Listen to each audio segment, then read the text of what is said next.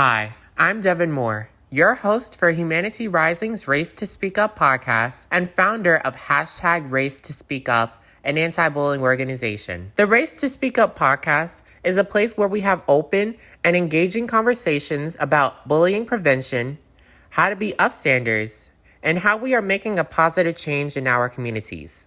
So the question now is, how do you race to speak up? Hello and welcome to the Race to Speak Up podcast.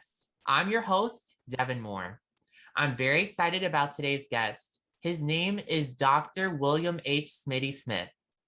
Dr. Smitty is the founding executive director of the National Center for Race Amity.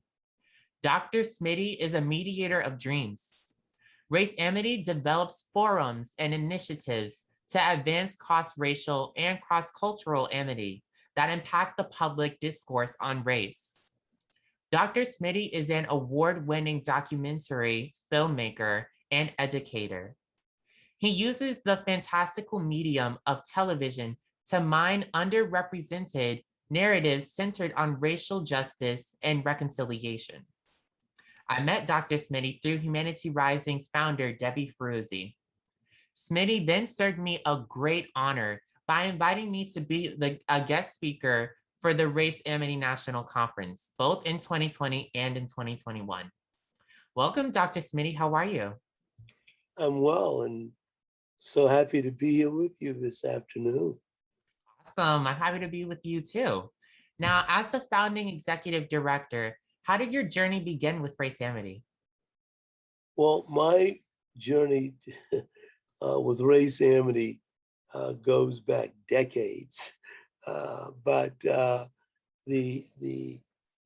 my interest, it's a part of actually my belief, my spiritual beliefs, and I'm a member of the Baha'i faith, and the central tenet of that faith or central teaching is the unity and oneness of the human family. So as a part of the theology, we are driven to try and pursue that.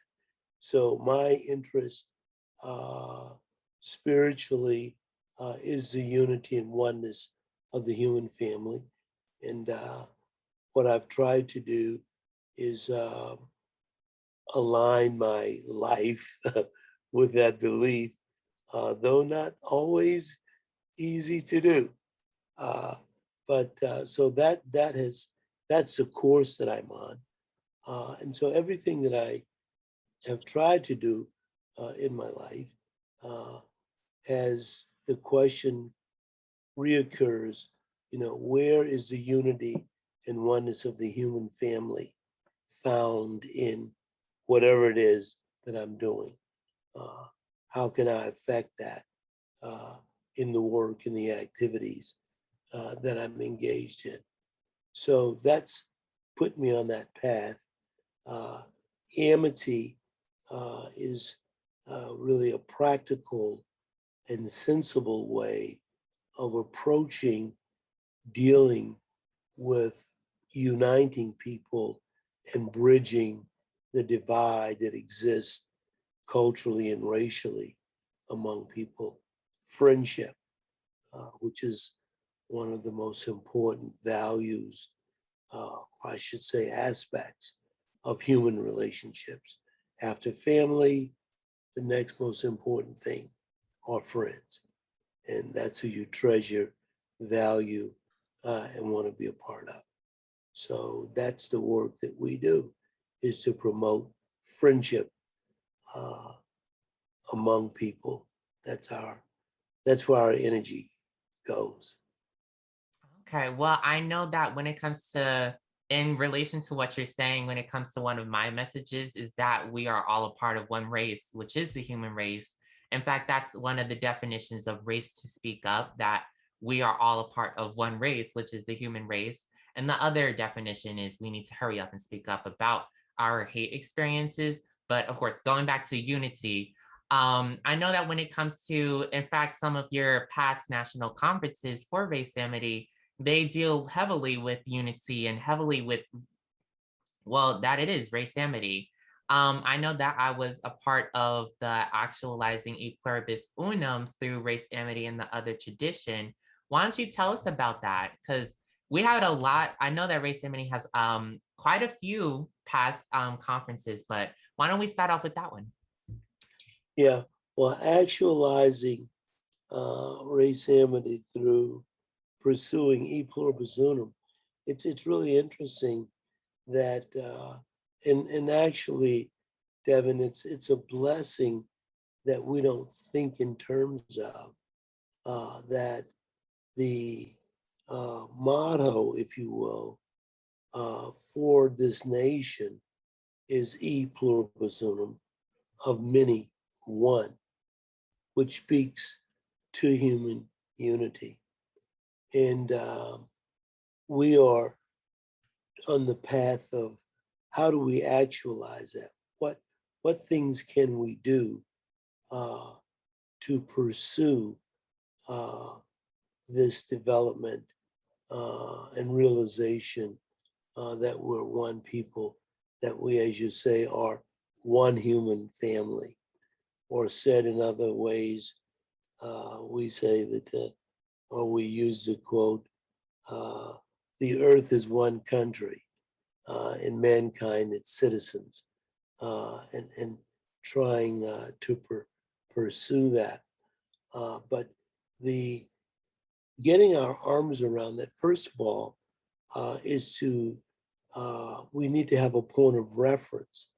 And that's interesting to the approach and the work that we do at the National Center for Race Amity. And that is, we try and examine and expose a very underexposed quality in American society and in American history. I know you're a student of history and that you like history. And you, perhaps as so many other people who pursue history, who are interested in the chronicling of the development of our nation and the things that have happened in this country as well as in the world. We often, with regard to race, the history of race, we spend a tremendous amount of time, and as we should in some instances, studying all of the things that have developed historically to impact race relations. And overwhelmingly, that study and discussion centers on the horrors of racism and the tradition of oppression that is woven throughout our nation's history. We're all well versed in this ugly history of oppression and inequality that has taken root and been practiced in the development of this nation. What we are very much not familiar with, and what is so important to our existence as a national community, and in fact, that's so important to the fact that you and I are having this conversation right now, is that in our history, there has always been a parallel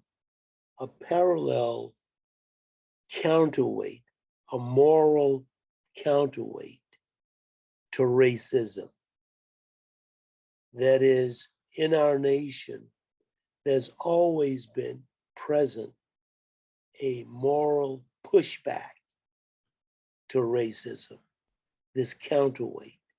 And this counterweight, this moral pushback, has been formulated by groups of people, sometimes small, sometimes starting small, but growing into real large movements of people coming together in friendship, in loving cross-racial and cross-cultural friendships to push back and make change. It's always existed in our nation, but we pay very little attention to it. And it actually doesn't allow us to be familiar with something that's so important to us as Americans. That is a strength that we're totally unfamiliar with. So we spend our time examining this moral counterweight that's always existed. The abolitionist, pre-abolitionist movements where people came together, and we tell those stories so that people can actually know this history, because we're ignorant of it. And we do films about it because we find that as a powerful medium for sharing information, obviously over large groups of people. We start the 5-part series, 5 half hours, American Stories, Race Amity, and the Other Tradition. But we start to tell those stories so that people, our community, our national community, that people realize that this is just not something that we're dreaming up or creating this whole idea that, oh, that were these things that were happening. We document them and see what the impact has been on our society. So in a nutshell, this work, we try and demonstrate and get people to feel good about who we are in terms of our positive qualities as Americans, that we look at the embrace of what we call the other tradition that's in our society. And these friendships powered everything again from abolitionism, pre-abolitionism, up through the modern day civil rights movement, up to present day Black Lives Matter. You look at these communities, and what do you find? Often you find, of course, the leadership in many instances emanating from within the community of people of African descent, but coalescing with their European brothers and sisters who are right there, shoulder to shoulder, on the front line, promoting and engaging and pushing for change. So I'm going to stop there and take a breath, because I can go on and on, but World Channel is on 365 PBS stations around the nation. So I'm sure there's one that's ETA is not URL. That's in DC. The World Channel affiliated with the PBS station out of New York City. I'm sure that service is out to Long Island, where you are. So I'll stop for a second. No, you're giving such great information. I'm just listening. Okay, Dr. Smitty, what's the importance of knowing one's history? Well, the importance of knowing history and knowing our particular history, cultural histories and so forth. If we don't know who we are, one, we are bereft of knowledge of what we've overcome, which is a powerful, powerful psychological incentive to who we are and what we do and how we act. It's also important to the knowledge of our history an hour, I'm saying in this particular case, talking about if we do a narrow focus on the history of people of African descent in this country, in America. It's uplifting, it's strengthening, it gives hope. I mean, there are oft times, Devin, when I think about the history of my ancestors and my immediate ancestors, I mean, my great-great-grandfather, for example, we talk about all the horrors of things that are perpetrated against people of African descent today, brutality, both direct as well as guileful policy making and other things to suppress rights, all those things. And I look back and I look at my great-great-grandfather in the time in which he lived, that who would imagine the things that in his day, what could be possible a short 100 years from then. And I'm encouraged by the strength of character of that group of people to have a forward, optimistic look toward change and pursuing it. And I think one of the ways that thought is demonstrated just so powerfully, or has been to me, has been, I did a film, PBS film, The Invisible Soldiers, Unheard Voices, which is the documentary on African Americans who served in World War II, the greatest conflict and most world-shaping conflict, period, in the world's history. And in that film, we interviewed so many African Americans, men and women who served in that war.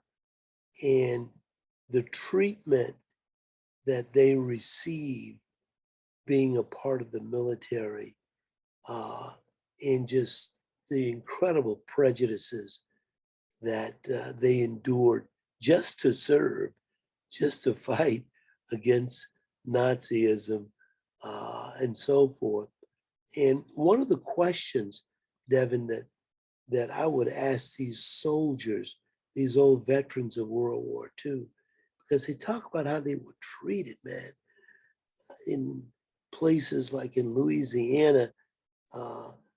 They were confined to barracks, and their jobs principally, along with their basic training stuff, they had to clean the latrines of the white soldiers.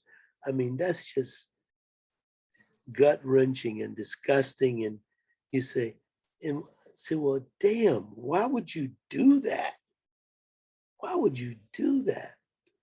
And almost in every instance, when we ask the question of why would you take this abuse to serve this country, and when people were treating you in such a manner, and almost inevitably, the answer, not verbatim, but came under this umbrella, they would say, because we want to make it better for somebody else.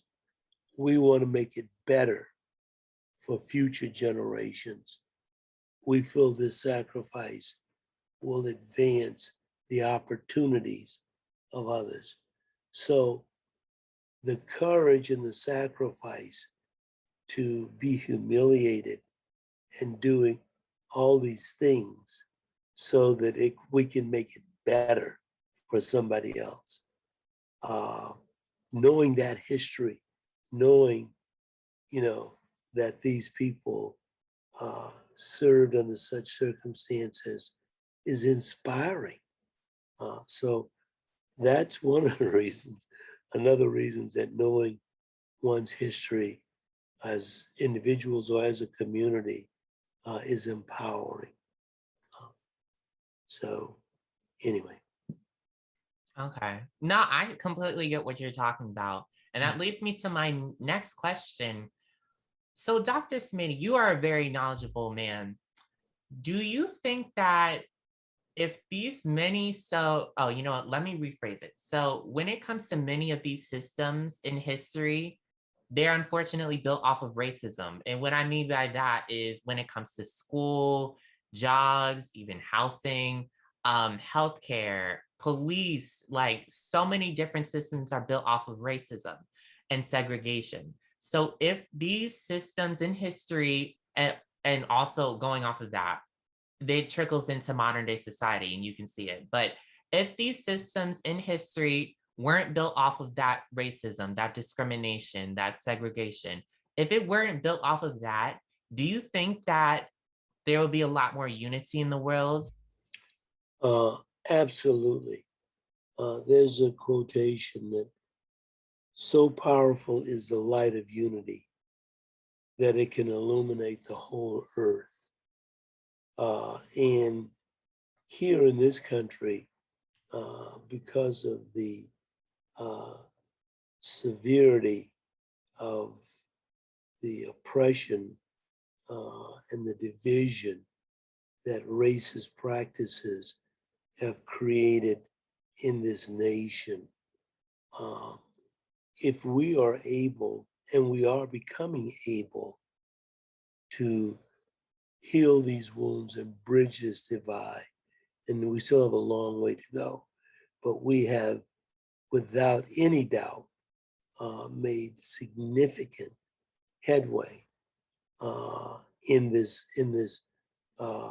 work and in this fight, that it gives hope to others in the world.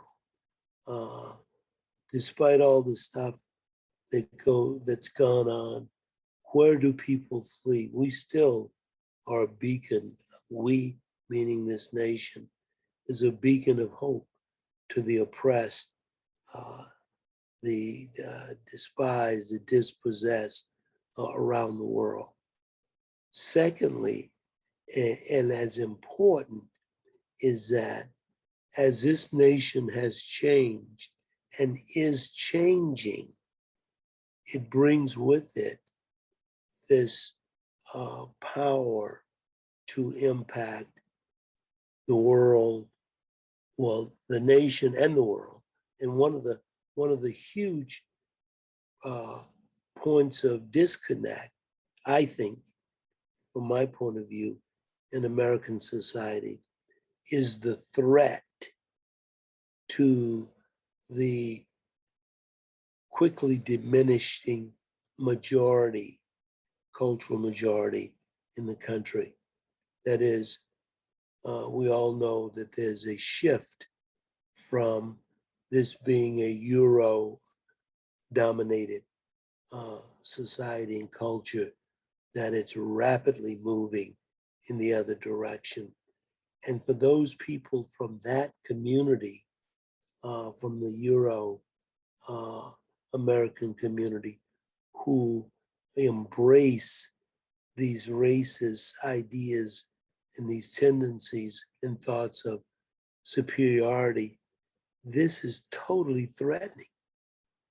I mean, it means basically what it's saying is that the end of this dominance is quickly approaching, and they are petrified.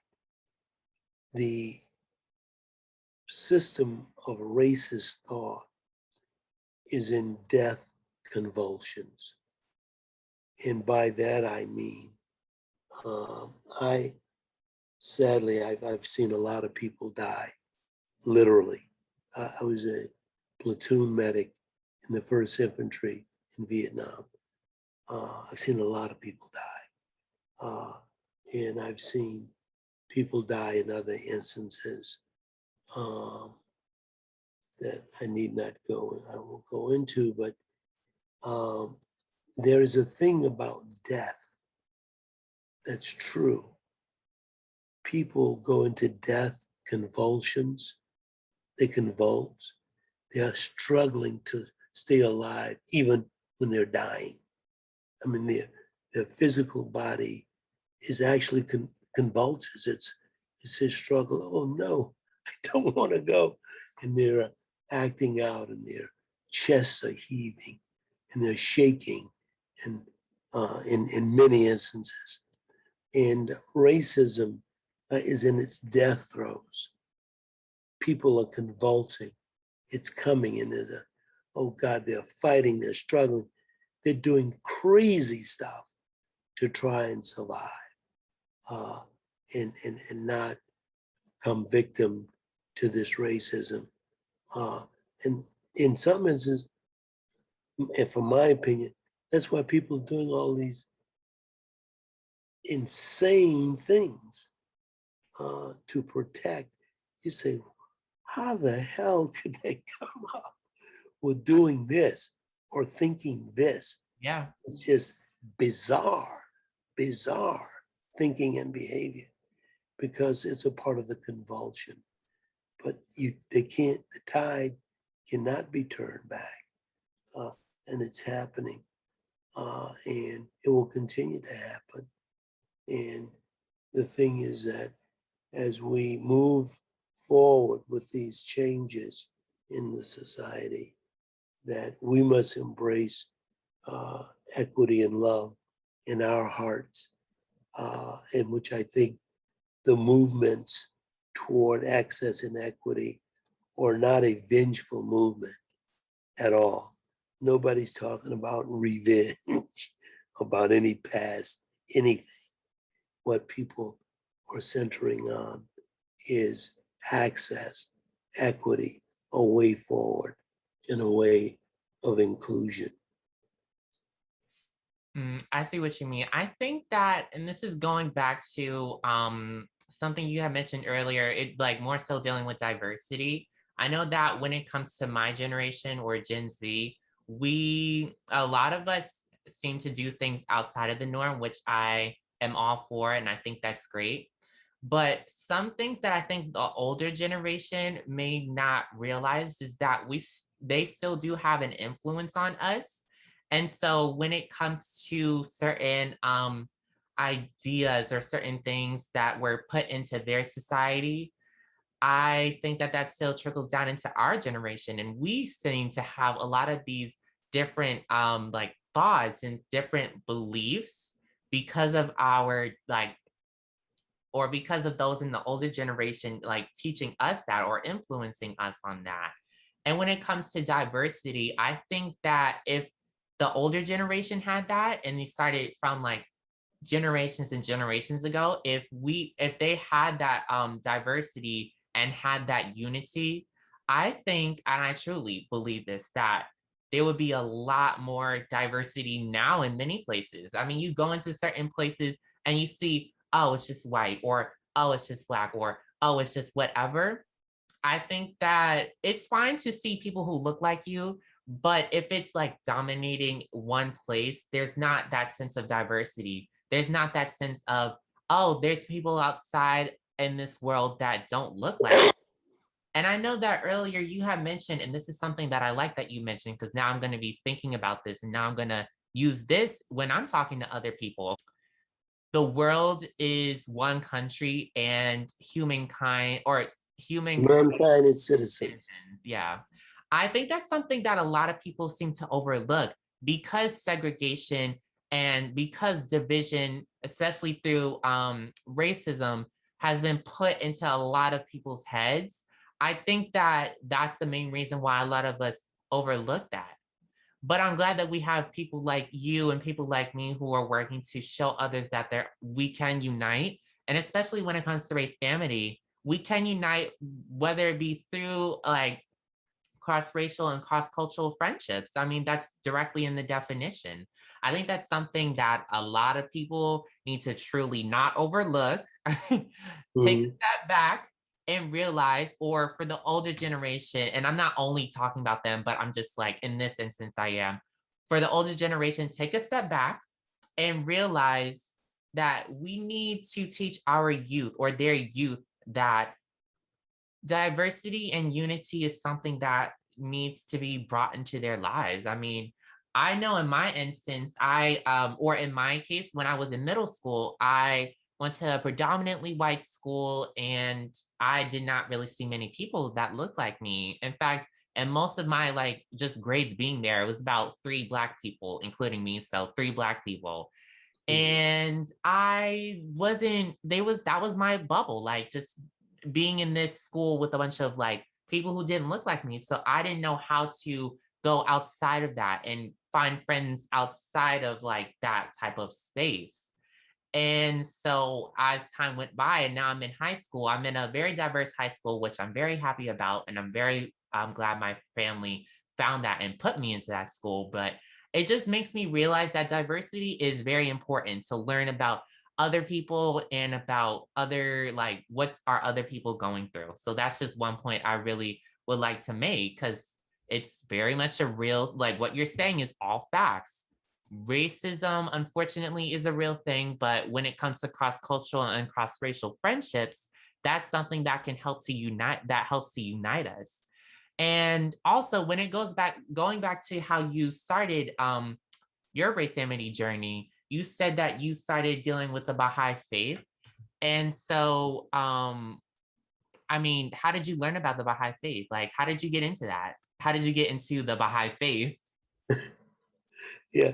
Uh, so the quick version is um, I first heard of Baha'i when I was like a little boy, and I went to a all Black church in South Carolina, and once a month a white lady would come to our church um, one Sunday a month, and she'd stand up. She'd come to the Sunday service, and she'd stand up and she'd say her name, uh, which was a part of the church tradition. And she says, "My name is Junie Faley, and I'm a member of the Baha'i faith, and we believe in the oneness and unity of the human family. So I came to worship with you today." And so this was crazy. I mean, here's this little white lady. In fact, she comes so regularly. My brothers and sisters and I, we call it White Lady Sunday when she'd show up. So that's when I first heard about it. And then later on, as I was a teenager, actually your age, and a friend of mine became a Baha'i and joined the Baha'i faith and invited me to go to this Baha'i meeting, which I reluctantly went to. And I go to this meeting, and there's this little lady there, the same little lady who would, when I was a kid. And it was the first time, literally, in my life, I had been in an integrated setting. This meeting was held at someone's home in South Carolina, and it was an integrated gathering in this living room. And I looked around and I saw these Black people and white people sitting there together, and it was like crazy. And I happened to see one of my grandmother's best friends who went to our church. She was there. And so that gave me a feeling of relief. I said, "Phew, boy, Miss Heard is here. It must be okay. You know, it's not a bad place." And so that demonstration of this belief and this practice um, fed my interest in finding out more about what is this about, and to investigate Baha'i. And I investigated the claims of Baha'i, and particularly centering on the central principle, the oneness and unity of the human family, and the um, unification of the world, the people of the world. Uh, and so that led to my enrolling or becoming a Baha'i when I was in high school, actually. So that's a quick story of it. Yeah. No, that's interesting because Yeah. I know that I found out about the Baha'i faith while I was in high school because I met people through Humanity Rising. I have learned about people even through Race Amity. So when it comes to like these different platforms and when I actually got started with my Race to Speak Up journey, that's when I started finding people who deal with Baha'i and their beliefs are something that I believe in, which is why like I'm more so into the Baha'i faith. I mean, I'm Catholic, but I'm more into Baha'i faith and their beliefs. So that's just something I wanted to say about that. But Yeah. yeah, that's just something I've also kind of really learned about in high school. Well, Um continue to investigate it. It's an extraordinary. You'll find and you'll find it very interesting. So the key, the basic, a basic principle of Baha'i is the independent investigation of truth, that we should see through our own eyes and not to the eyes of others, so that we should discover for ourselves, not through our pastors or our parents or our sisters or our brothers, uh, but that we should know with our own mind and with our own hearts. So, I would suggest investigate, because it is a fascinating, the things that are presented in terms of creating um, a world community, uh, where these beliefs of the idea, the equality of men and women, uh, that religion is basically, there's one religion, and there's religion of God, and that all the messengers of God who've come to humanity are valid and are the same in spirit, though just like the sun in the heaven, we say Monday, but the same sun shines on Tuesday, and the same sun shines on Wednesday. Different name, same sun. And that's very much like the messengers of God who have appeared to humanity throughout our existence. The power in them is the same, but it's manifest in different ways given the time in which they come. So yeah, investigate. Yeah, That's I definitely will. I definitely will. I yeah. am very interested and I know that I think I guess you could say I'm like starting on my Baha'i faith because I'm learning a lot about it. But yeah. Okay, now Dr. Smitty, this is kind of jumping around a bit, but I want to go back to something and ask you another question. So, Dr. Smitty, have you ever been bullied or dealt with racism? Why don't you share with us? Well, yeah, I've been bullied. When I was a kid, uh, there were lots of bullies. Uh, well, I tell stories now and they're with humor, but they're frightening. We had this one bully in my community.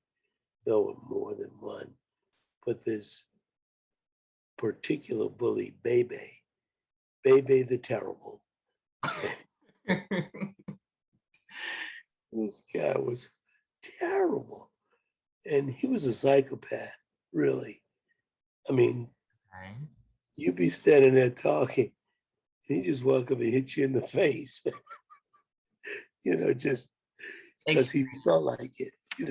Yeah. Okay. Uh, or he'd take your stuff, you know, uh, or he'd say, if you're sitting there eating a bag of chips, he'd say, I know you want to share those chips.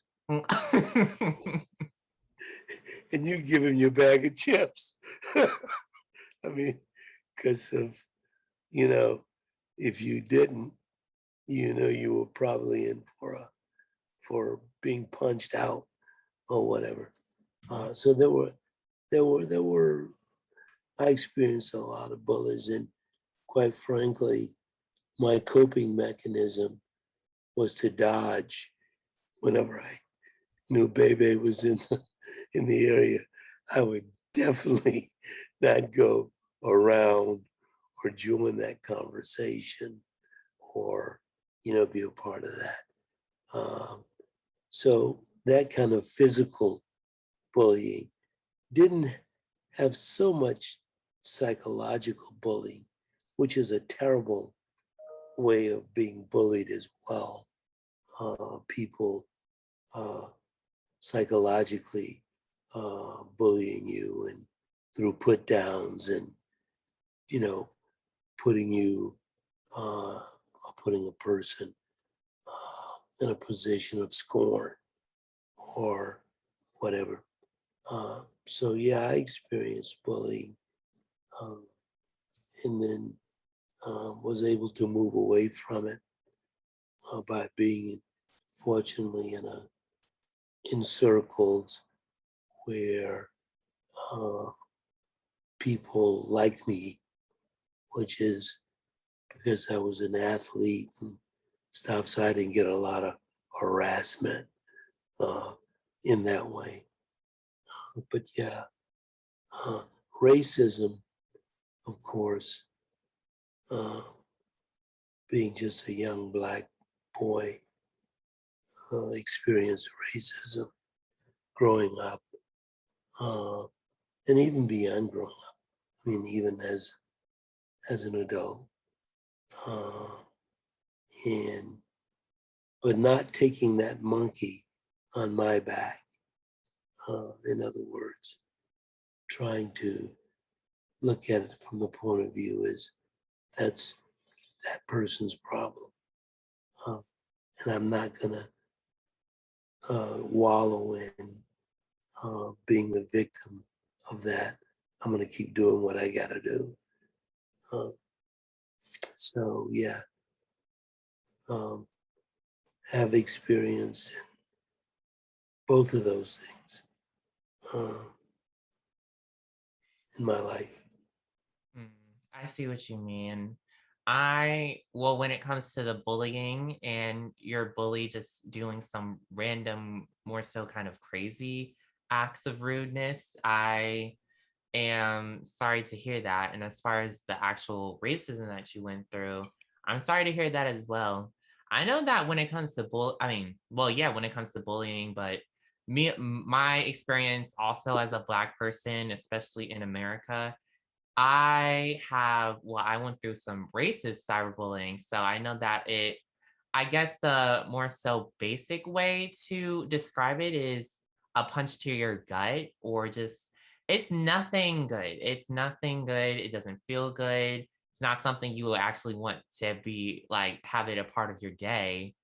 But even through that, we still have people, again, like you, who, when it comes to Race Amity, are working to create a safe space or let people know that they can also create a safe space. But Race Amity is a place that not only educates you about cross cultural and cross racial friendships, but it also allows for you to hear from others who are working to create a more unified and in all, just more peaceful world. I am very much happy that I am very glad that I was a part of the Race Amity conference, both in, again, 2021 and 2020. I remember when I got that. This is just going off of like just a quick little story that I'm going to tell you. So when Michelle called me, she was like, Devin, hi, do you want to be on the Race Amity again? And I was like, oh yeah. She was like, I picked up the phone. I was like, hi, Michelle. And she was like, hi, Devin, how are you? so Race Amity is going to happen this year again. Do you want to be a part of it? And then she asked me about the student panel as well, and then just having my own thing.